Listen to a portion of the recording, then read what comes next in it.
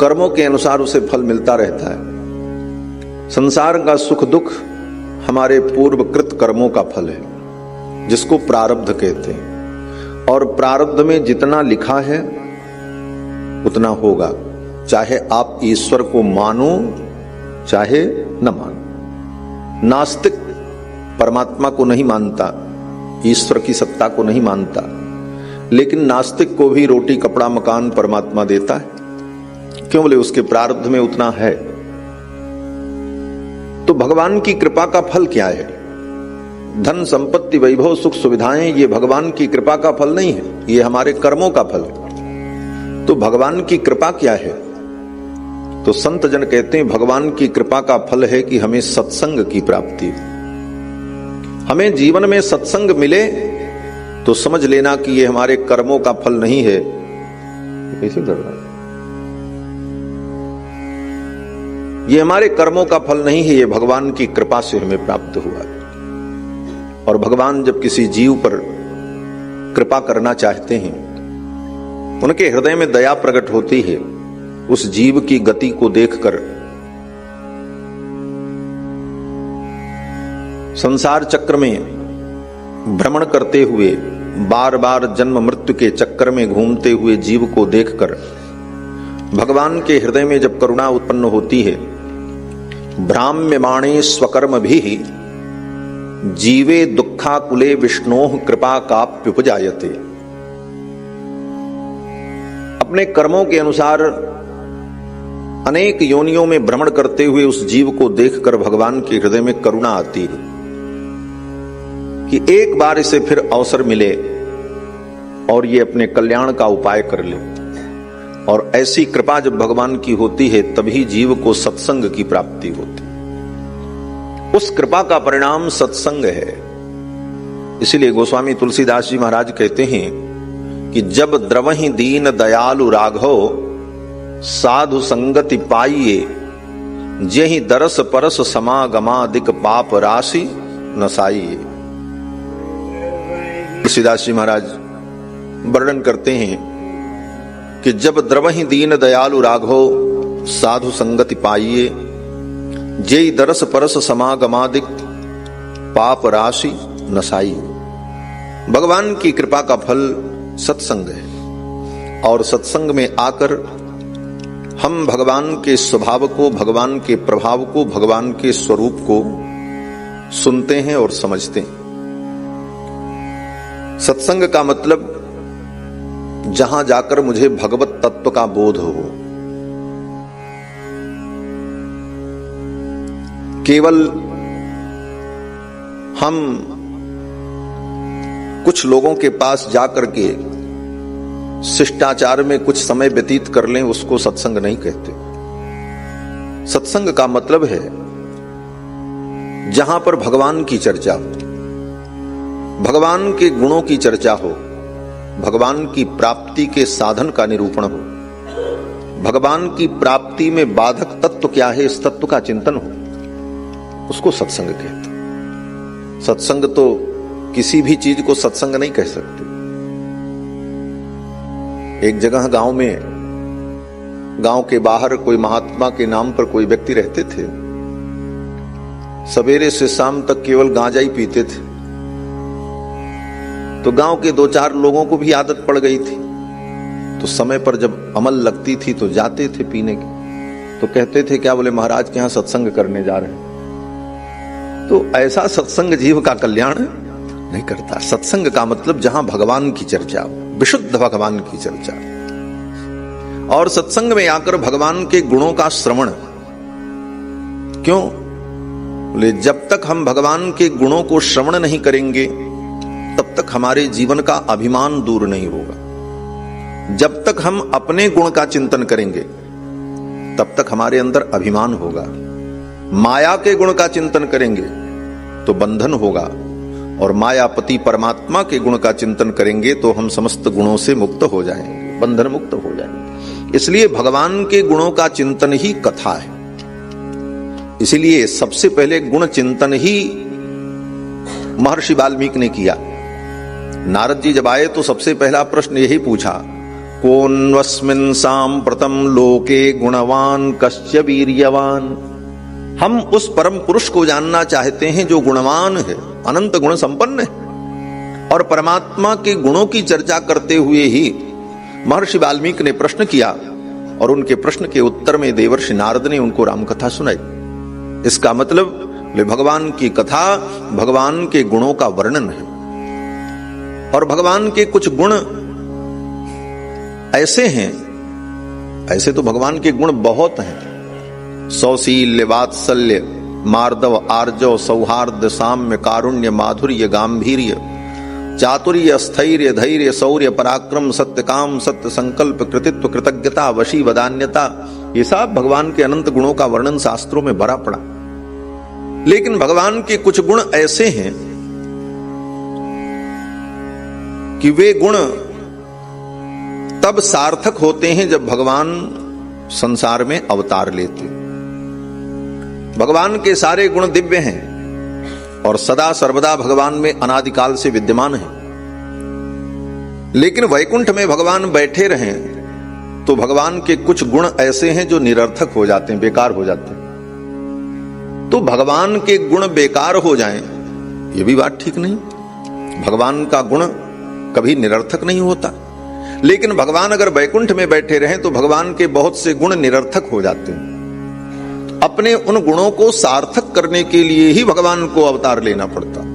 एक कारण यह भी, ये बात अलग है कि रावण के वध के लिए भगवान का अवतार हुआ, धर्मात्माओं के संरक्षण के लिए भगवान का अवतार हुआ, धर्म की स्थापना के लिए भगवान का अवतार हुआ, ये सब बातें कही जाती हैं। और भगवान ने स्वयं भी कहा, यदा यदा हि धर्मस्य ग्लानिर्भवति भारत अभ्युत्थानम धर्मस्य तदात्मानं सृजाम्यहम्। जब जब हो ये धर्म कै हानि बाढ़ी असुर अधम अभिमानी तब तब प्रभु धरि विविध शरीरा। लेकिन ये कारण महत्वपूर्ण कारण नहीं है, ये साधारण कारण है। साधारण प्राणियों को समझाने के लिए साधारण कारण। सत्संग भी कई प्रकार से होता है। साधारण प्राणी जब आता है तो साधारण स्तर का सत्संग उसके साथ होता है। जब धीरे धीरे वो विशिष्टता को प्राप्त कर लेता है तो विशिष्ट कोटि का सत्संग होता है। जैसे स्कूल में बच्चा पढ़ने जाए तो बच्चा पढ़ने जाएगा तो सबसे पहले उसको यही पढ़ाया जाता है, छोटा आ बड़ा अ, और अ से अमरूद, क से कबूतर, ख से खरगोश, यही ना पढ़ाते हैं। क्यों? बोले उसका स्तर वही अभी है। अब कोई प्रश्न करे कि क से केवल कबूतर ही थोड़ी होता, क से तो अनेकों शब्द बनते हैं। क से कमलाकांत, क से कृष्ण, क से अनेक शब्द बनेंगे। लेकिन उस समय उसको यही पढ़ाया जाता है कि तुम इतना समझो, क से कबूतर, ख से खरगोश, ग से गमला, घ से घड़ी, है? इतना पढ़ाते हैं। लेकिन वो अगर उसे पढ़ ले तो फिर आगे वो स्वयं धीरे धीरे समझता है, फिर अनंत शब्दों का उसे बोध होता है। उसी तरह सत्संग में आने पर सबसे पहले तो यही बताया जाता है, भाई भगवान का अवतार क्यों हुआ? बोले दुष्टों का संहार करने के लिए, धर्म की स्थापना करने के लिए। लेकिन दुष्टों का संहार और धर्म की स्थापना ये तो भगवान के संकल्प मात्र से हो सकता है। भगवान वैकुंठ में बैठे बैठे अपने संकल्प से जिस रावण को पैदा कर सकते हैं, उस रावण को मारने के लिए भगवान को आना पड़े? वो तो वहीं से संकल्प कर ले, मर जाए। जो भगवान अनंत अनंत सृष्टि उत्पन्न करते हैं वे भगवान संकल्प कर लें वैकुंठ में बैठकर कि धर्म की स्थापना हो जाए तो सभी लोग धर्मात्मा हो जाए। तो फिर ये कोई बहुत बड़ा काम नहीं है कि इस काम के लिए भगवान आते हैं। ये तो आते हैं तो ये भी कर लेते हैं, अलग बात है। ये सहायक कार्य है। जैसे कहते हैं ग्रामम गच्छन तृणम स्पृशति, एक प्रयोग है व्याकरण में कि कोई बालक गांव जा रहा था तो बगल में खेत था, तो गांव जा रहा है और खेत में जो फसल लगी है उन फसल को अपने हाथ से ऐसे छू रहा था। तो उसका उद्देश्य उन फसलों को, उन वृक्षों को छूना नहीं है, उसका उद्देश्य तो गांव जाना। ग्रामम गच्छन तृणम स्पृशति, रास्ते में तृण मिल गया, उसको छू दिया। तो वो छूना एक सहज कार्य था, वो कोई उद्देश्य नहीं था, वो कोई विधेय नहीं था, उद्देश्य तो गांव जाना था। उसी प्रकार भगवान के अवतार का मुख्य उद्देश्य अपने दिव्य गुणों को सार्थक करना है। रावणादि असुरों का संहार तो भगवान के लिए साधारण कार्य है, बहुत से भगवान के ऐसे दिव्य गुण हैं जो गुण वैकुंठ में निरर्थक रहते हैं, उनका कोई उपयोग नहीं होता। क्यों? जैसे भगवान का एक गुण है कृपा। अब वैकुंठ में भगवान किस पे कृपा करें? क्यों? बोले वैकुंठ में कृपा का कोई पात्र होता ही नहीं, वहां तो सभी दिव्य आत्माएं होती हैं, वहां कोई ऐसा दीनहीन होता ही नहीं किसी के ऊपर भगवान कृपा करें। करुणा, किसके ऊपर भगवान दया करें? वहां कोई दया का पात्र नहीं होता। भगवान का गुण है क्षमा, भगवान क्षमा करते हैं, क्षमाशील हैं। वैकुंठ में कोई अपराध ही नहीं करता तो किसको क्षमा करें? तो वैकुंठ में रहकर भगवान के करुणा, कृपा, क्षमा, दया जैसे दिव्य गुण जो हैं वे गुण निरर्थक पड़े रहते हैं, स्टोर में पड़े हैं, उसका कोई उपयोग ही नहीं। तो भगवती महालक्ष्मी कहती हैं प्रभु आपके दिव्य गुण ये निरर्थक हैं, इनका कोई उपयोग नहीं है यहां पर, और आपका गुण निरर्थक हो जाए ये तो ठीक नहीं, इसका कोई उपयोग तो आप करो। तो भगवान कहते हैं वैकुंठ में इसका कोई पात्र ही नहीं, कहां मैं इसका उपयोग करूं? तो भगवती महालक्ष्मी कहती हैं चलो आप भी अवतार ले लो, हम भी अवतार लेने और संसार में चलकर के प्राणियों के ऊपर कृपा करें, करुणा करें, उनके ऊपर दया करें, उनके अपराधों को क्षमा करें, तो आपके सारे गुण सार्थक हो जाए। तो मूल रूप से अपने दिव्य गुणों को सार्थक करने के लिए भगवान का भूमंडल पर अवतार होता है। यह भगवान के अवतार का मुख्य प्रयोजन है, जो महामनीषियों ने, विद्वानों ने, पुरुषों ने चिंतन किया। और भगवान अयोध्या में चार चार रूपों में प्रकट हुए। कृत्वात्मानं चतुर्विधम पितरम रोचयावास तदा दशरथम नृपम।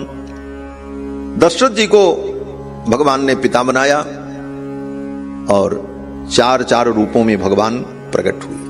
श्री राम, लक्ष्मण, भरत, शत्रुघ्न। श्री रामावतार और भगवान श्री राम का चरित्र इतना व्यापक है कि इतना व्यापक चरित्र भगवान के किसी अवतार का नहीं। और राम जी का आदर्श जन जन का प्रेरणा स्रोत है। भगवान श्री राम का चरित्र हमारे जन्म से लेकर मृत्यु पर्यंत हमारे जीवन के हर पहलू को स्पर्श करता है और प्रेरणा देता है। इसीलिए आज भी किसी के घर में बालक का जन्म हो तो राम जी के ही जन्म के गीत गाए जाते हैं, ब्याह हो तो राम जी के ही ब्याह के गीत गाए जाते हैं। कृष्ण जी के ब्याह के गीत नहीं गाए जाते। क्यों? बोले कृष्ण के ब्याह में गीत गाए नहीं गया। सब जगह लड़ाई मची थी, वहां मारो काटो, ये करो वो करो, पत्नी का हरण करो, वहां तो गीत गाने का मौका ही नहीं। वहां तो रोने वाले लोग थे, किसी के सिर कट रहे हैं, किसी के हाथ कट रहे हैं। गीत तो भगवान श्री रघुनंदन के विवाह में ही गाया गया, इसलिए रघुनंदन के विवाह के ही गीत गाए जाते। किसी से कोई मिलते हैं, अभिवादन भी करते हैं तो लोग यही कहते हैं बाप जी राम राम, सरकार राम राम, जो भी कहते हैं। तो राम राम ही क्यों कहते हैं? कृष्ण कृष्ण, गोविंद गोविंद, शंकर शंकर, दुर्गा दुर्गा, ऐसा कोई नहीं कहता। राम राम ही कहते हैं, जय राम जी की करते हैं। क्यों? बोले राम जी का चरित्र हमारे जीवन में आदर्श चरित्र है। और कोई व्यक्ति किसी दुख में पड़ जाए, विपत्ति में पड़ जाए, ठोकर लग जाए, चोट लग जाए, गिर जाए, तो उसके मुख से यही निकलता है अरे राम रे राम। दुख में भी भगवान राम का ही नाम निकलता। और इतना ही नहीं, किसी के दुख को देख करके हमारा हृदय भी अभिभूत होता है तो हम यही कहते हैं अरे राम ऐसा हो गया, भगवान श्री राम का ही नाम निकलता है। और जब मर जाते हैं तब भी लोग यही कहते हैं राम नाम सत्य है, कृष्ण नाम सत्य है, गोविंद नाम सत्य है, यह भी कहा जाता है। लेकिन प्रधानता तो राम नाम सत्य की ही है कि राम नाम सत्य है। इतने से आप समझ लो कि भगवान श्री राम का चरित्र कितना अद्भुत है। भगवान श्री राम के चरित्र के बिना और रघुनंदन के चरणों की भक्ति के बिना मनुष्य का जीवन अपूर्ण है, पूर्णता नहीं आ सकती। इसीलिए बड़े बड़े महापुरुषों ने, ऋषियों ने भगवान श्री रघुनंदन के चरित्र को बड़े विस्तार से गाया। भगवान श्री राम प्रभु परमात्मा चार रूपों में प्रकट हुए। कृत्वात्मानं चतुर्विधम। चैत्र के शुक्ल पक्ष की नवमी को भगवान श्री रघुनंदन का अवतार हुआ पुनर्वसु नक्षत्र में। और राम जी के जन्म के 18 घंटे बाद श्री भरत जी का जन्म हुआ है। साधारण लोग यही समझते हैं सब चारों एक ही साथ पैदा हुए तुरंत तुरंत, ऐसा नहीं। राम जी का प्राकट्य हुआ पुनर्वसु नक्षत्र में, और पुनर्वसु नक्षत्र जब समाप्त हो गया, राम जी के अवतार के 18 घंटे बाद पुष्य नक्षत्र जब आया, तो पुष्य नक्षत्र में मीन लग्न में श्री भरत जी का अवतार हुआ। महर्षि वाल्मीकि कहते हैं कि पुष्ये जातस्तु भरतः मीन लग्ने प्रसन्नधीः। पुष्य नक्षत्र के मीन लग्न में श्री भरत जी का अवतार हुआ। और जब पुष्य नक्षत्र समाप्त हो गया, श्लेषा नक्षत्र आया, तब श्लेषा नक्षत्र में श्री लक्ष्मण और शत्रुघ्न का जन्म हुआ। सार्पे जातौ तु सौमित्री कुलीरेभ्युदिते रवौ। दूसरे दिन सूर्योदय के बाद श्री लक्ष्मण और श्री शत्रुघ्न का अवतार हुआ। 4 भाई प्रकट हुए। दशरथ जी महाराज को परम आनंद की अनुभूति हुई। दशरथ जी महाराज ने गायक गुणियों को बुलाया और महान उत्सव मनाया। गायक गुणी तो आए उत्सव मनाने के लिए, लेकिन स्वर्ग के देवता गंधर्व ये पहले से ही तैयारी करके बैठे थे। महर्षि वाल्मीकि कहते हैं कि जगु कलम च गंधर्वस्तुश्च सरसो गणाः देवदुन्दुभयो नेदुः पुष्पवृष्टिश्च खात्पतत्। देवता गंधर्व आकाश में नृत्य करने लगे। देवता लोग स्वर्ग के दिव्य कल्प वृक्ष के पुष्प की वर्षा करने लगे और आनंद उत्सव हुआ। पूरी अयोध्या में अपार भीड़ एकत्रित हो गई। जो जहां सुनता वहीं से चल पड़ता। दशरथ जी महाराज को बधाई देने के लिए, कौशल्या रानी को बधाई देने के लिए, और महाराज दशरथ ने अपना खजाना खोल दिया, खूब लुटाया। महर्षि वाल्मीकि कहते हैं कि प्रदेयाश्च ददौ राजा सूतमागध वंदिनाम। सूतमागध बंदी जो गायक गुणी थे, उनको खूब दान किया दशरथ जी महाराज ने। ब्राह्मणेभ्यो ददौ वित्तम गोधनानि सहस्रशः। ब्राह्मणों को वित्त और धन का दान किया। कितना दान किया? गोस्वामी तुलसीदास जी महाराज कहते हैं अपना सर्वस्व दान कर दिया दशरथ जी महाराज ने। सरी दान दीन सब काहू, जेई पावा राखा नहीं ताहू। दशरथ जी ने सबको सब कुछ दिया, सर्वस्व लुटा दिया। लेकिन विशेषता क्या थी? बोले जेई पावा राखा नहीं ताहू। जो पाया वो भी अपने पास नहीं रखा, उसने भी लुटा दिया, तुम ले जाओ। क्योंकि सब आनंद में मगन थे। जो पाता वो भी लुटा देता। सर्वस्व दान दीन सब काहू, जेई पावा राखा नहीं ताहू। देत सबन मंदिर रितये। दे देकर के लोगों ने अपने घर को खाली कर दिया। देत सबन मंदिर रितये, तुलसीदास पुनि भरे देखियत राम कृपा चितवन चितय। क्या ठाकुर जी की कृपा थी कि लोग अपना घर खाली कर दें और फिर जाकर के देखें तो घर भरा हुआ है। ऐसी अद्भुत कृपा बरस रही थी भगवान की। और कई दिनों तक ये उत्सव चला।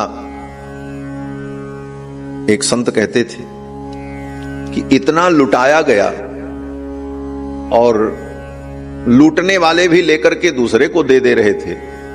तो ये हीरे पन्ने पोखराज इतनी बहुमूल्य वस्तुएं लुटाई गई, वो सब वस्तुएं गई कहां?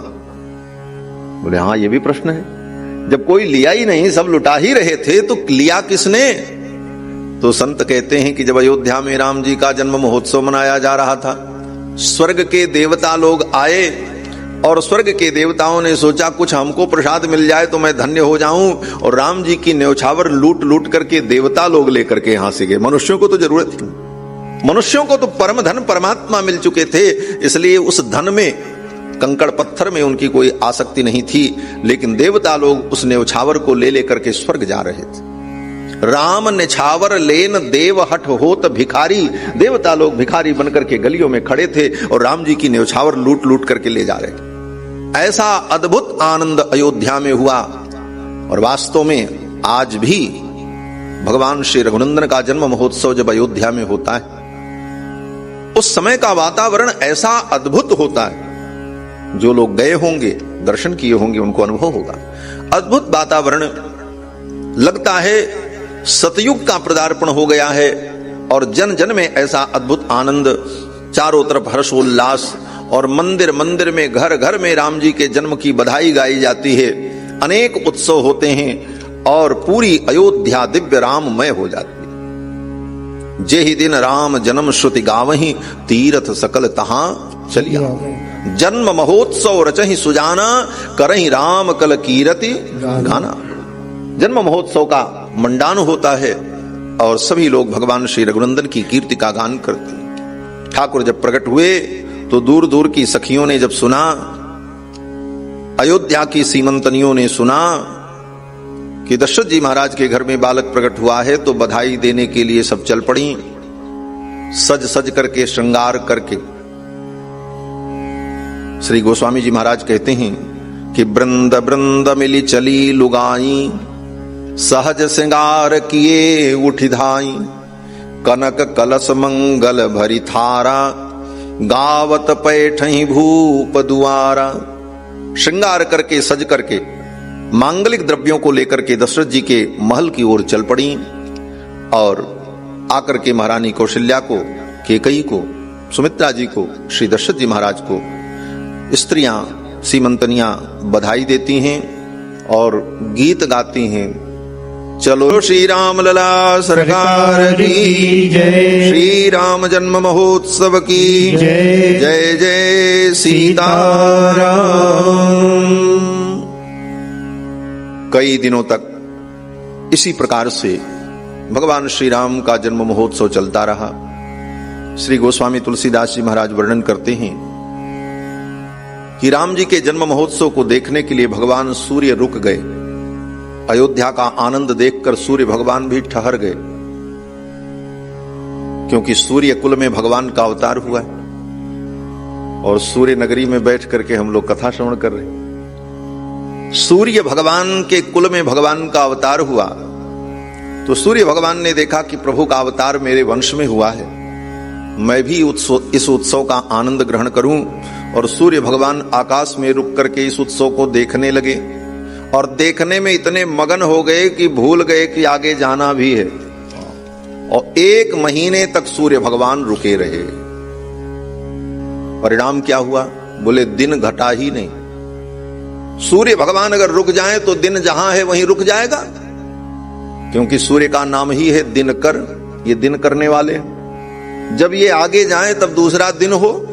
सूर्य भगवान चले ही नहीं, 1 महीने तक रुक करके उत्सव का आनंद लेते रहे। तो वो दिन 1 महीने के बराबर 1 दिन हो गया। गोस्वामी तुलसीदास जी महाराज कहते हैं कि मास दिवस कर दिवस भा, मास दिवस कर दिवस भा, मरम न जाना कोई, रथ समेत रवि था केऊ, निशा कवन विधि होई। रथ के सहित सूर्य भगवान रुक गए, रात हुई ही नहीं, 1 महीने के बराबर 1 दिन हो गया और किसी को पता ही नहीं चला। ऐसा अद्भुत आनंद हुआ। 1 महीने जब बीत गए तो दिन मन चले करत गुण गाना। भगवान का गुणगान करते हुए सूर्य भगवान आगे बढ़े। आनंद तो बहुत आया, लेकिन चंद्रमा को बड़ा दुख हुआ। चंद्रमा ने भगवान से कहा, प्रभु मेरे साथ तो अन्याय हो गया। बोले क्यों? चंद्रमा ने कहा कि आपके जन्म महोत्सव का मैं दर्शन नहीं कर सका, 1 महीने तक सूर्य भगवान रुके रहे। ये आगे बढ़ते तब हमारा नंबर लगता। हाँ, सूर्य अस्त होए तब चंद्रमा प्रकट हो।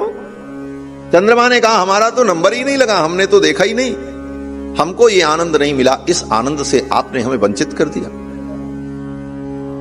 भगवान ने कहा चिंता मत करो, मेरा अगला अवतार चंद्रवंश में होगा और रात्रि में होगा। उस समय मेरे जन्म के समय की लीला का तुम दर्शन करना। चंद्रमा ने कहा ठीक है महाराज, अगला अवतार आपका चंद्रवंश में होगा, लेकिन अभी तो 8 लाख वर्ष प्रतीक्षा करनी पड़ेगी। राम जी के अवतार के 9 लाख वर्ष बाद कृष्ण भगवान का अवतार हुआ। चंद्रमा ने कहा इतने काल तक मैं प्रतीक्षा करूं, इस आनंद से तो आपने हमें वंचित कर दिया। तो भगवान ने चंद्रमा के संतोष के लिए, चंद्रमा को प्रसन्न करने के लिए भगवान ने कहा ठीक है, कोई बात नहीं, हमारा उत्सव तुम नहीं देख सके, भले सूर्य वंश में मेरा अवतार हुआ है, लेकिन मेरे नाम के साथ तुम्हारा नाम जुड़ जाएगा। जहां कहीं लोग मेरा नाम लेंगे तो तुम्हारे साथ लेंगे, लोग कहेंगे रामचंद्र। चंद्रमा को अपने नाम से ठाकुर जी ने जोड़ लिया, क्योंकि ये चंद्रमा भगवान को बड़ा प्यारा है, ठाकुर जी का साला है ना, और सारे जगत के मामा है चंद्रमा। क्यों बोले? लक्ष्मी के भाई हैं, लक्ष्मी भी समुद्र से प्रकट हुई हैं और समुद्र से ही चंद्रमा प्रकट हुए, तो समुद्र से ही प्रकट होने के कारण चंद्रमा लक्ष्मी जी का भाई है। इसलिए चंद्रमा सारे जगत के मामा है, लक्ष्मी सारे जगत की मां, तो चंद्रमा सारे जगत के मामा। इसीलिए चंद्रमा लोक मातुल, चंद्रमा सारे लोक के मातुल हैं, मामा है, और भगवान के साले साहेब हैं। और ऐसे भी साले साहेब से तो बड़ी प्रीति होती, इसलिए भगवान ने कहा ठीक है, जहां जहां हम रहेंगे वहां वहां तुम रहना, हमारे नाम के साथ तुम्हारा नाम जुड़ा रहेगा। बोलो श्री सीता रामचंद्र भगवान की जय। इस प्रकार कई दिनों तक जन्म महोत्सव की लीला चलती रही। धीरे धीरे 11 दिन बीत गए। 12वां दिन जब आया, गुरुदेव वशिष्ठ आए और चारों कुमारों का नामकरण संस्कार किया। अतीत्यैकादशाहं तु नाम कर्म तथा करोत्। 11 दिन बीत जाने पर 12वें दिन, 11 दिन बीत जाने पर 12वें दिन नामकरण संस्कार किया। कृष्णावतार में तो भगवान का नामकरण 12वें महीने में हुआ। कृष्ण भगवान जब 1 वर्ष के लगभग हो गए, तब गुरु श्री गर्ग जी महाराज आए, गर्गाचार्य जी, और उन्होंने कृष्ण और बलराम का नामकरण किया। लेकिन श्री रामावतार में तो 12वें दिन ही भगवान का नामकरण हो गया। अतीत्यैकादशाहं तु नाम कर्म तथा करोत्। वसिष्ठ परम प्रीतो नामानि कुरुते तदा। परम प्रीति से युक्त होकर के गुरुदेव वशिष्ठ ने चारों कुमारों का नामकरण संस्कार किया। कौशल्या कुमार को गोद में लेकर के वशिष्ठ जी ने कहा, राजन, ये आपके जो ज्येष्ठ पुत्र हैं, इनका नाम राम होगा। दशरथ जी ने कहा, राम का अर्थ क्या होता है? नामकरण करे तो नाम का अर्थ भी जानना चाहिए। दशरथ जी ने पूछा, राम का अर्थ क्या है? तो वशिष्ठ जी ने कहा, राम का अर्थ है सबको आनंद प्रदान करने वाला। जो आनंद सिंधु सुख राशि, सी करते त्रैलोक्य सुपासी। जो सबको आनंद प्रदान करते हैं, जो आनंद सिंधु हैं, उनका नाम राम। सो सुख धाम राम अस नामा। जो समस्त सुख के धाम हैं, उनका नाम राम होगा। इसके बाद केकई के पुत्र को गोद में लिया और गुरुदेव वशिष्ठ ने कहा, राजन, इनका नाम भरत होगा। भरतम कैकयी सुतम। ये केकई के पुत्र जो हैं, इनका नाम भरत होगा। दशरथ जी ने पूछा, भरत का मतलब क्या है? भरत का अर्थ क्या है? तो गुरुदेव वशिष्ठ ने कहा, भरत का अर्थ है भरने वाला। जो भर दे उसका नाम भरत। क्या भर दे? बैंक भर दे कि तिजोरी भर दे? बोले बैंक और तिजोरी भरने वाले भरत नहीं। बोले तब? बोले भरत का मतलब जो प्राणियों के हृदय को राम प्रेम से भर दे, उसका नाम भरत। भरत चरित करनेम तुलसी जे सादर सुनहि। सिय राम पद प्रेम अवसि होई भव रस बिरत। भरत जी के चरित्र की विशेषता है कि भरत जी के चरित्र का चिंतन करे तो उसका हृदय राम प्रेम से भर जाता है। तो भरत जी भरने वाले हैं। भरतीति भरतः। जो भर दें उनका नाम भरत। लोगों के हृदय को राम प्रेम से भर देते हैं। इसके बाद सुमित्रा जी के ज्येष्ठ पुत्र को गोद में लिया और वशिष्ठ जी ने कहा कि ये सुमित्रा के जो ज्येष्ठ पुत्र हैं, इनका नाम सौमित्रिम लक्ष्मणमिति। ये सुमित्रा के जो बड़े पुत्र हैं, इनका नाम लक्ष्मण होगा। दशरथ जी ने कहा, लक्ष्मण का क्या अर्थ है? तो गुरु जी ने कहा लक्ष्मण का मतलब जो लक्षण संपन्न हो, जिसके लक्षण बड़े अच्छे हों उसको कहते हैं लक्ष्मण। लक्ष्मणो लक्ष्मी संपन्न, जो लक्षण संपन्न हो, जिसके लक्षण अच्छे हों उसको कहते हैं लक्ष्मण। तो दशरथ जी ने कहा कि इनके लक्षण कैसे हैं, क्या लक्षण है? तो वशिष्ठ जी ने कहा इस बालक का लक्षण इतना सुंदर है कि ये अपने ज्येष्ठ भाई रघुनंदन के चरणों का सेवक होगा और अपने ज्येष्ठ भ्राता रघुनंदन की सर्वविध सेवा करेगा। ऐसे दिव्य लक्षण इसके अंदर है। लक्ष्मणो लक्ष्मी संपन्न। और लक्ष्मण का दूसरा अर्थ यह भी है लक्ष्य मन, जिसका मन अपने लक्ष्य में लग गया उसका नाम लक्ष्मण। लक्ष्य क्या है?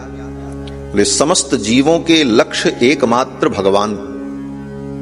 क्यों? बोले जीव परमात्मा का अंश है। ईश्वर अंश जीव अविनाशी, चेतन अमल सहज सुख राशि। जीवात्मा परमात्मा का अंश है और अंश सदा अपने अंशी की ओर ही जाता है, वही उसका लक्ष्य होता है। प्रकृति में भी आप इसे देख सकते हैं। आप मिट्टी का एक ढेला, कोई वजनी चीज जो पृथ्वी तत्व प्रधान हो, ऐसी वस्तु को ऊपर फेंको तो फिर लौट करके नीचे ही आएगी। क्यों? बोले पृथ्वी उसकी जो अंशी है वो नीचे। पानी को आप गिराओ तो पानी कहां जाएगा? बोले पानी सदा नीचे की ओर जाएगा, क्योंकि पानी पृथ्वी के तल में, वो अपने अंशी के पास जाता है। वायु, बोले वायु आकाश में चली जाती, क्योंकि वायु तत्व तो आकाश में है। आप अग्नि जलाओ तो अग्नि की ज्वाला ऊपर जाती है। क्यों? बोले तेज तत्व जो सूर्य है वो ऊपर है, इसलिए अग्नि उधर जाती है। तो जो जिसका अंश है वो अपने अंशी की ओर ही जाता है, ये प्रकृति का नियम।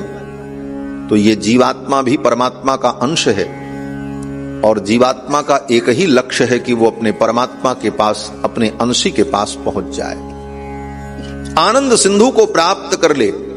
इसीलिए चाह करके अथवा न चाह करके सभी प्राणी परमात्मा को ही ढूंढ रहे हैं। अगर आप सूक्ष्म दृष्टि से विचार करो तो ऐसा नहीं है कि केवल सत्संग करने वाले, मंदिर में जाने वाले भक्त लोग ही भगवान को ढूंढ रहे हैं, बाकी भगवान को नहीं ढूंढ रहे। सब भगवान को ही ढूंढ रहे हैं। बस अंतर इतना है कि उनकी दिशा गलत है और उनका मार्ग गलत है। क्यों? बोले बड़े से बड़े नास्तिक से भी पूछो कि तुम अपने जीवन में क्या चाहते हो, तो नास्तिक भी यही कहेगा कि हम परमानंद चाहते हैं, हमको भी आनंद मिले।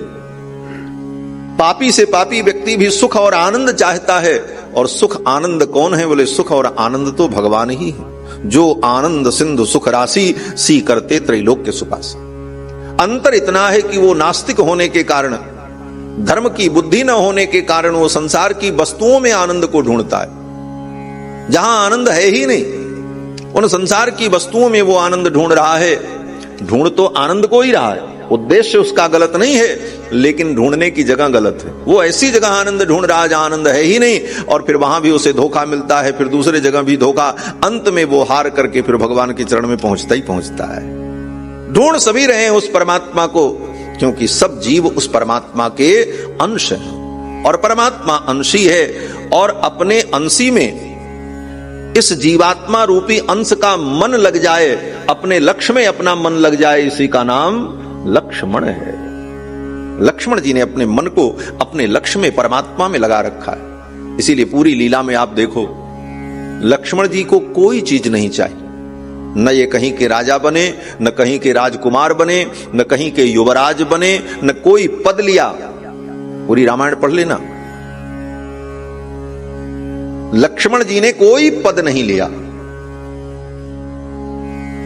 भरत जी तो अयोध्या के युवराज हैं, शत्रुघ्न जी मथुरा के राजा बने, राम जी अयोध्या के राजा। लेकिन लक्ष्मण जी, बोले लक्ष्मण जी तो एक सिपाही का भी पद नहीं लेते, जबकि और भी बड़े बड़े पद थे। प्रधानमंत्री का पद रहा होगा, सेनापति का पद रहा होगा, लेकिन लक्ष्मण जी ने कोई पद नहीं लिया। क्योंकि लक्ष्मण जी जानते हैं दुनिया के जितने पद हैं सब पद छूट जाएंगे, चाहे प्रधानमंत्री का पद हो, चाहे राष्ट्रपति का पद हो, चाहे सेनापति का पद हो, सब पद छूट जाए। एक ही पद ऐसा है जो पद जल्दी मिलता नहीं और मिल जाए तो फिर कभी छूटता नहीं। वो पद क्या है? वो भगवान का पादारविंद है। तद विष्णोः परमं पदम सदा पश्यन्ति सूरयः।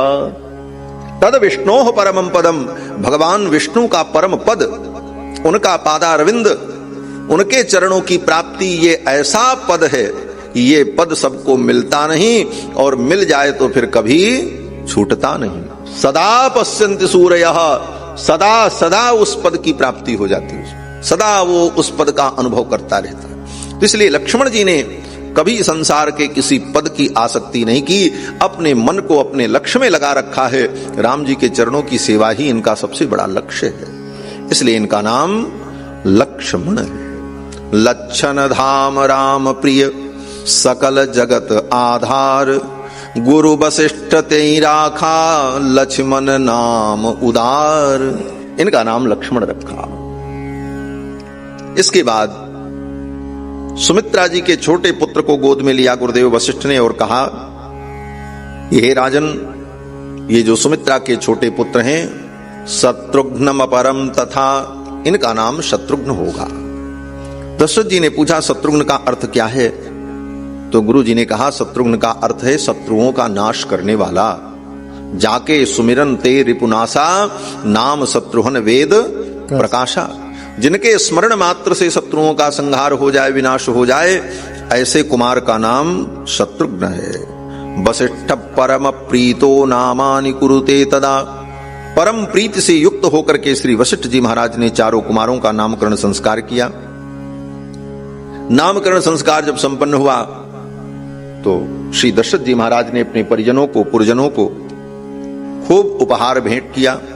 ब्राह्मणान भोजयामास पौरजान पदानपि, ब्राह्मण भोजन कराया, पौरजान पदानपि, नगर के जितने लोग थे उनको दशरथ जी महाराज ने भोजन कराया।